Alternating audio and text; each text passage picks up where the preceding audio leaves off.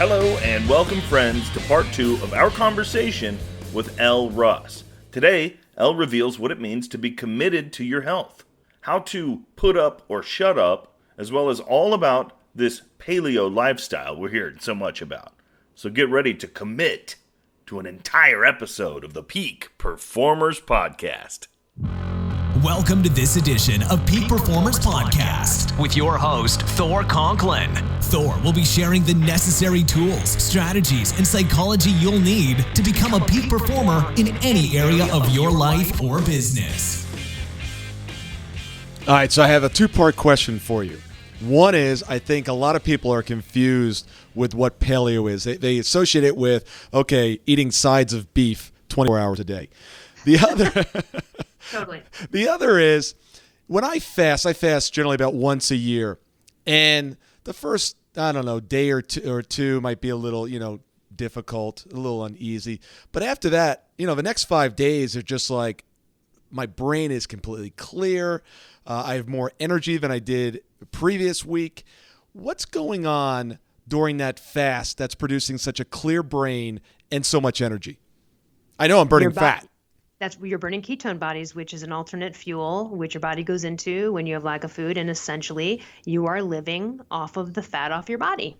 That's what your brain's getting fueled by. That's why people feel so great after when they do that. They think, oh, this is great, especially if you're not doing like a pure juice fast or anything. I don't know. Yeah, no, this is pure fasting. I take a bentonite supplement just to kind of clean out the intestines. But other than that, there's nothing really. I'm not eating anything.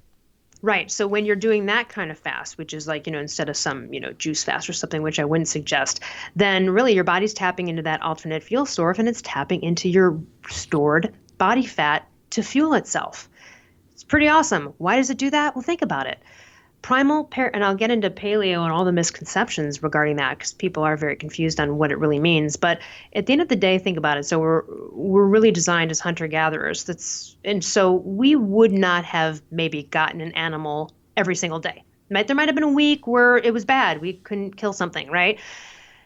The body is always trying to save you at every moment of the day. Like type 2 diabetes is your body trying to save you. That's really what it is. And the same goes with ketosis. It's this life-saving mechanism, an alternate fuel source that allows you to use stored body fat as your fuel in times of scarcity. And because otherwise, if that were not the case, we would have all dropped dead. No one would have population would have never happened, right? And, we would have the human race would not have continued because there were long times where several weeks where you may not have been able to get much food. The other thing too is that we might not have been able to find lots of, vegetation. But if there was an animal, then we would live off that animal and its fat for as long as we could. And again, that is an extreme low carb paradigm. In fact, it's no carb paradigm. And that's ketosis. That's what that is, which you accidentally or sort of intentionally went into when you did a fast. But that would have been the same as if you and I were roaming around hunter-gatherers and we couldn't find an animal for a week. Oh, well, now, if you're a sugar burner, you're going to drop pretty quick. What's the downside to going to ketosis? The downside is no, there is no downside. There's a couple of caveats to that. So one would be, I never suggest anybody try to go there from where they are if they're a sugar burner. You got to get fat adapted unless it's an emergency. If you just got diagnosed with type 2 diabetes and you want to go down this road, yeah, you'd have to do it immediately. It would come with some withdrawal symptoms a little bit. Your brain is going to be sort of starving for that glucose. It might be a rough first 2 weeks. I always suggest people clean out their diet, get fat adapted, go down the paleo paradigm a little bit. You'll still get all the benefits brain-wise. And then if you want to go into ketosis and try that for either brain or health reasons and or body weight reasons, then you can do it. It will be painful otherwise. You'd have leg cramp. Your body hasn't had time to adjust to it. So people who just want to jump into it, unless it's absolutely necessary for a health reason, I suggest don't do it right away. It also would not be smart for someone who was suffering from severe hypothyroidism and they're getting fat because their metabolism's all screwed up and they're like, oh, screw it, I'll just try ketosis. Your body actually probably in my experience and other people's experiences, your body really kind of can't even get in ketosis in that state. So if you have some severe metabolic issue other than type 2 diabetes, or a pre-diabetic situation, you might want to correct all of those things first. That ketosis wouldn't save you in those scenarios necessarily. It could, but it also could just be a little bit damaging in terms of it would be a suffering situation. It wouldn't work. It would really be brutal for someone in a very serious hypothyroid state. So I don't ever suggest anyone do it right away unless there's a health problem that would warrant it. There's nothing bad about it. In fact, everybody as a human being should be going in and out of ketosis a few times in their life. That's a natural state. Now, the other side of it, though, is staying in ketosis. It's a pain in the ass. It is actually also not our natural state, so it's not something I think you want to live with for years on end. Even that guy I mentioned earlier, Peter Attia, he used to be super ketosis, and he was for a couple of years, and I think he was just like, you know what, this is just kind of too much. It's a pain in the ass, really. It is. It's a little bit difficult to follow, and you've got to be specific about it. So I don't know that it's an everyday thing for years on end, right? And may not be for some people to jump into right away, but it's something everybody should look towards achieving, because the benefits of what you're going to experience when you're in ketosis are going to seal the deal for you on low carb living, is what it will do because of what it does for your brain. Let me ask you this. Someone's going to take a look at my Facebook page and go, okay, I see where Thor was. I see where he is now. I hear what he's talking about. I see what he's doing. I'm interested in this, but there's a big difference between being interested and committed. And when I do it with my clients, I do it through accountability. Find out what they really want and then hold them accountable. What are the steps that you recommend for your clients to go from, all right, you know what, I'm really not in the shape I should be. My diet's not where it needs to be. I know what I need to do. How do I do it? I have so many thoughts on that. My first one is, I'll quote Mark Sisson. He said to me one time, he's like, listen, I say, gosh, if I were you, I'd be walking around trying to help everybody. If I saw people, eating a certain way, I'd be going up to them. He said, no, you know what? It's not my job to convince you that your life sucks. So guess what? You don't like your life? How badly? How badly does it suck? You have to hit your bottom. At what point? I used to be a cigarette smoker. At some point, I had to come to terms with that and go, what am I doing? What am I doing? I had to hit my bottom where I was like, okay, so you got to hit your bottom. And the one thing I suggest, and this is where I see everyone fail. A lot of people, particularly if you've never really been in shape or you've never been athletic or worked out, and you've kind of always been sedentary, those people often want to do it all at once. Like, I'm going to join a gym and I'm going to break up with my husband and it's like, whoa, right? You know what I mean? In fact, if you're sedentary and you want to try to change your body, I would even suggest don't work out. Just master getting fat adapted. That's going to take willpower for about a month. Once you're beyond there, you will actually naturally want to move based on your energy. It won't even be a decision to go work out. And even then, you can just walk to the mailbox. In fact, 80% of your body composition is your diet. So my thing is, don't do anything. This is still going to work if you don't move at all. Now, I don't think that's great. But again, if you're really sedentary and all you can do maybe is stand for a few minutes a day because you're obese, then that's all you can do. Get the willpower with the food. That's the hardest part of it at first. Again, it involves willpower for about 3 to 4 weeks. Once you get fat adapted, there's no willpower. There's no struggling with like, becomes automatic. Can't eat that. Right. It becomes automatic. Yeah. So if you can just do that, and then I say, well, what's 4 weeks out of your fucking life? Are you kidding me? Yeah. Think about the grand scheme of your life. And at what point do you want this to end? Now, I've had friends who've come to me for years and they keep saying like, oh, I'm going to lose weight, I'm going to do this diet, or I'm going to go. After so many times of hearing that I'm a tough love person, I will literally say and I have, I've said to people, you know what, guess what? Don't call me and talk to me about that anymore because you're not doing shit about it. And until you do something about it, I don't want to hear about it. Your little boy cried wolf. It's a joke and you're embarrassing yourself. Yeah, I'm the same way. I'm sorry, but it's just true. Yeah. It's just true. Stop talking about it and do it or shut up. And that's so harsh, right? But that's how I've treated myself, right? I talked about quitting smoking for enough already. When am I going to do it? No, I think harsh would be not to tell them the truth. That's what I think is harsh. Right. Telling the truth is the right thing to do. It's the humane thing to do.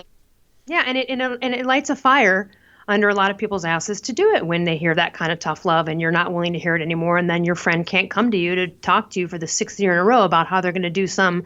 It's like, blah, blah, blah. You're just talking to the wall at this point. It's a non-versation. I'm not interested in non-versations that don't go anywhere. Yeah. That goes for people that even, I had like a sort of acquaintance that texted me recently. It's like, hey, what's this paleo thing about? It's like, oh gosh, look, I'm not going to even bother with that non-versation. Like, go invest. Like, I'm not going to waste my time unless you're committed. Yeah. So someone recently said, I'm having a really tough time, committing to changes in my physical appearance and my diet and so forth. I said, hold on, let me just make a note. Bob doesn't care about his family, himself, or anybody around him who loves him. And he's like, I didn't say that. I said, I know, but that's what you are saying by your actions. And he's like, ooh, that's strong. I said, well, that's the truth. That's the truth. For the last 16 years, I've been driven by the question of why some people achieve amazing results and others don't. The answer? 90% of their success came from their psychology. So if 90% of their success comes down to their psychology, what was the one thing that enabled them to produce the results that others were not? Their ability to execute, their ability to get things done. Now, we all know how to get things done, but some of us do it better than others. And some of us are not even coming close to tapping our potential. So if you're truly committed to tapping your potential and really becoming a peak performer and getting the results that you need, want, and desire, take your phone and text the word BE Summit. That stands for Business Execution Summit. One word, BE Summit, and text that to 41411. I'm going to send out some additional information on our upcoming event that will truly teach you the science of execution. And back to when I used to be a smoker. So I would work out every day. I'd be drinking green drinks, and I might even be judging people on what they were doing with their diet even at the time, even though I didn't know about paleo primal then. And yet I'd light up a cigarette after a hike. Yeah. So, I had to take a good look at myself, and I'm like, wow, I am like just such a contradiction. I'm a hypocrite. I'm killing myself. And, I had now what I did with that, and what I think is, especially when you go down the paleo primal paradigm, and I'll talk about that in a minute, and I'll really clear that up for everybody so they know what it means. But at the end of the day, it does involve eliminating certain foods like grains, legumes, dairy. And it's not that you can't introduce those back in moderation down the road, but for really getting to where you want to go, you got to eliminate those things. That's tough for a lot of people. So what I suggest, like with anything else, is, if you can't do it right away and you're not that committed person that can just like, I'll do it tomorrow and do it, then set a date ahead. And you know what? Enjoy your grains, have a blowout, have a great time, and then say goodbye. The other thing, too, I hear is a big cop-out where people are like, oh, well, but I mean, I love that lasagna I make once a year, or that pie I have at Thanksgiving. And I just go, oh, and this is in my book, too, which is, that's a cop-out. No one's saying you can never eat lasagna again, or you can't have your pie. Are you having your pie every week? Come on, let's be realistic. Don't make excuses for not starting something.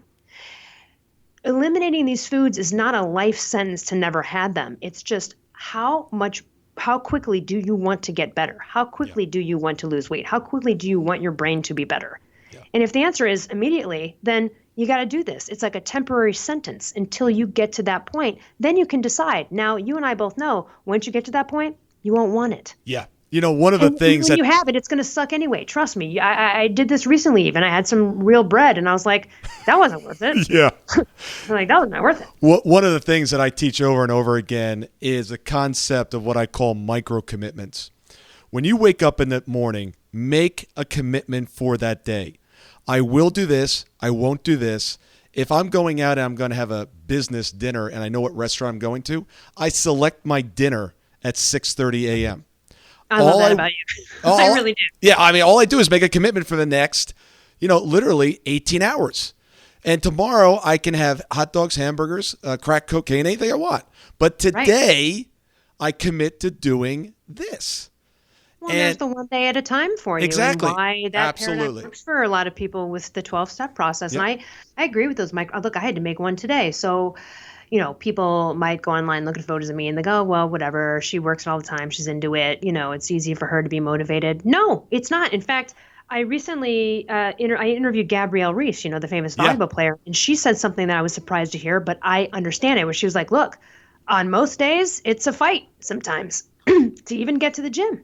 And you'd think, what, you know? And you think, wow, her? But she's like a lifelong Olympic, you know what I mean? What do you mean she struggles? She's still making deals with herself every morning, right? Like, I don't know, do I want to? And this morning it was foggy and I was not motivated. It was a little chilly. And then I knew we had this podcast and I thought I had to make a decision. And it was literally like one of these where normally I might go to the gym or do something for a long period of time. And I just thought, you know what? Going and doing a sprint session for 20 minutes is going to be better than nothing. I'm going to regret that I didn't do it. Just do it. And believe me, there were even several times on the way to the gym that I was like, maybe I'll just bail on it. But then I was like, no. And I'm always glad I did. And I usually do make that choice. But it's not to say that there still isn't some bargaining going on there. I'm still making micro commitments. Yeah. And I think the better you feel and the better that your diet is, it makes those commitments that you make in other areas of your life so much easier. Well, and I feel so much more awesome about myself and my life today because with that micro commitment, I did it. Yeah, absolutely. And even if it hadn't been a strength session, it could have been, look, I'll just go walk on the treadmill at a small pace for 15 minutes. That still would have satisfied that accomplishment factor. Yep. Right? So what can you do? It's all about what, and most days it might be more than that. But again, if that's all you can commit to, then that's it. But again, that accomplishment and the feel, and it's good for you, but feeling that pride and accomplishment for setting a goal and then doing it, these micro commitments you're talking about, is the best way to go. Yeah. I belong to several gyms as well, and one of them it's almost like a country club without golf. And they got this incredible steam room. I'm like, if I just go and just do some things, I can have a steam afterwards. I'm like, yeah, I'm going just for the steam. And of course, when I get there, it's like, okay, let's go. Let's go do it. I do the same thing. We have sauna at my gym, and I'm like, oh, maybe I'll just go sauna. I don't feel like working out. And then I get there, and I'm like, all right, you know what? Do something. Yeah, I'm here. Just do something. I'm here. Yeah. Thank you so much for listening today. I really do appreciate your time, and I hope you found today's show valuable. If you would like to receive these shows automatically to your phone or to your computer, simply go to iTunes and subscribe. After listening to several of the shows, if you're so inclined, please leave us a 5-star rating, as this helps us reach additional people and spread the message. If you're truly committed to taking your life to the next level and doing whatever it takes to become a peak performer, but something's holding you back, something is blocking your way, and you just can't seem to figure out what it is, send me an email to info@thorconklin.com, and I'd be more than happy to get on the phone with you. We'll schedule a 15-minute discovery call. No obligation, no cost. I absolutely love to hear from the listeners, and if there's something I can do to help, I'd be more than happy to do that. Also, if you found something of great interest in today's show and you want to share that with your friends and family, simply go to my Facebook page, Thor Conklin, click on the episode, hit the share button, and share it on your page. You can follow me at Twitter @ThorConklin. The website is thorconklin.com. We're constantly adding new free resources, discussing additional tricks, tips, tools, and strategies on how to be a peak performer. Remember, I try to keep these episodes short so you can listen to them during dot time, doing other things, commuting, driving, walking, working out. Decide to be a peak performer in all that you do. And until tomorrow, have an absolutely amazing day. That brings us to the end of another episode of the Peak Performers Podcast. Be on the lookout for part 3 with Elle Russ, where she'll tell us about misconceptions about going paleo and why alcohol is a gigantic no-no, as well as all about her new book, The Paleo Thyroid Solution. I know you won't want to miss the next episode of the Peak Performers Podcast. We'll see you at the top.